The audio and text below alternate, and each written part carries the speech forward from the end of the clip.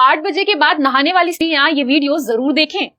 पति की उम्र को तिल तिल करके खा जाती हैं वह औरतें जो 8 बजे के बाद स्नान करती हैं। तो कहीं आप या आपके घर की स्त्रियां भी तो 8 बजे के बाद नहीं नहाती? अगर हाँ, तो ये वीडियो आपको जरूर देखना चाहिए, क्योंकि आज हम बताने वाले हैं कि जो औरतें 8 बजे के बाद नहाती हैं वह अपने परिवार के लिए कैसे दरिद्रता को खुद न्योता देती हैं।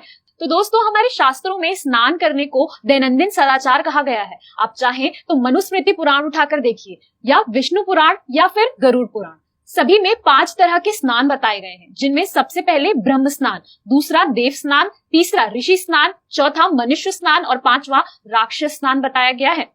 ब्रह्म मुहूर्त भोर में 3 बजे से 5 बजे तक माना जाता है। इस समय ब्रह्मांड की सभी शक्तिशाली सकारात्मक ऊर्जा अपने पूरे प्रभाव के साथ वातावरण में फैली हुई होती है। इस समय स्नान करने से इष्ट देव की कृपा मिलती है और जीवन में कभी भी दुखों का सामना नहीं करना पड़ता।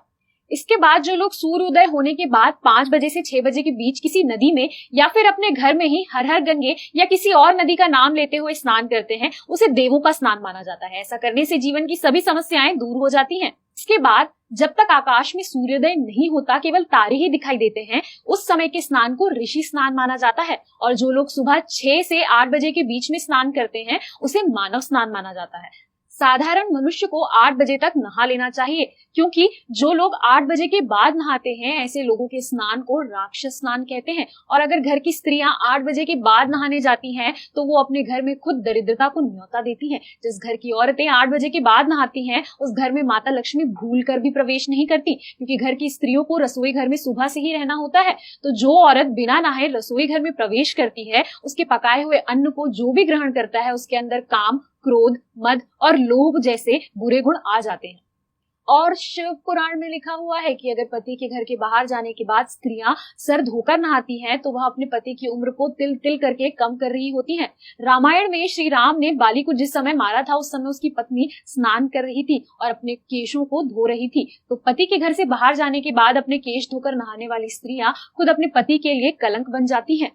स्त्रियों को ध्यान रखना चाहिए कि वह घर की लक्ष्मी है और उन्हें सुबह सबसे पहले ब्रह्म मुहूर्त में उठकर स्नान करना चाहिए। अगर आप ब्रह्म मुहूर्त में स्नान नहीं कर पाती, तो कोशिश करिए कि आप कम से कम 8 बजे तक स्नान कर ही लें, क्योंकि इसके बाद किया हुआ स्नान आपके परिवार को बर्बाद कर देता है। क्योंकि अगर स्त्री के मन में राक्षस प्रवृत्ति के भाव आ जाएंगे, तो पूरा परिवार वैसा ही हो जाएगा और ऐसे परिवारों की सुख समृद्धि नष्ट होने से कोई नहीं रोक सकता।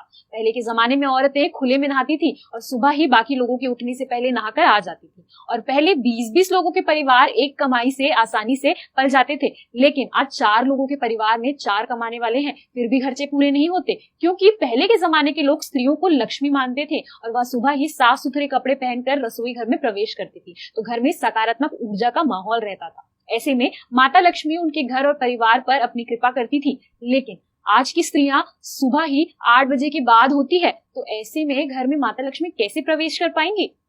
तो शिव पुराण कहता है कि घर की स्त्रियों को सुबह 8 बजे से पहले स्नान कर लेना चाहिए। ऐसा करने से उनके पति की उम्र बढ़ती है और वह अपने घर में बचत और बरकत दोनों का साधन बनती है। तो दोस्तों, उम्मीद करते हैं कि आपको आज की ये वीडियो पसंद आई होगी और ये समझ में आया होगा कि स्त्रियों को जल्दी क्यों नहाना चाहिए। दोस्तों, इस वीडियो में दी गई सारी जानकारी हमने इंटरनेट के माध्यम से ली है। इसमें हमारा कोई भी हस्तक्षेप नहीं है। किसी की भी धार्मिक भावनाओं को ठेस पहुंचाना हमारा उद्देश्य बिल्कुल भी नहीं है। यह वीडियो केवल शैक्षिक उद्देश्य से आप सभी को पूरी जानकारी देने के लिए और आप सभी के एंटरटेनमेंट के लिए बनाया गया है। वीडियो को अंत तक देखने के लिए आप सभी का धन्यवाद। तो मिलते हैं अगले वीडियो में।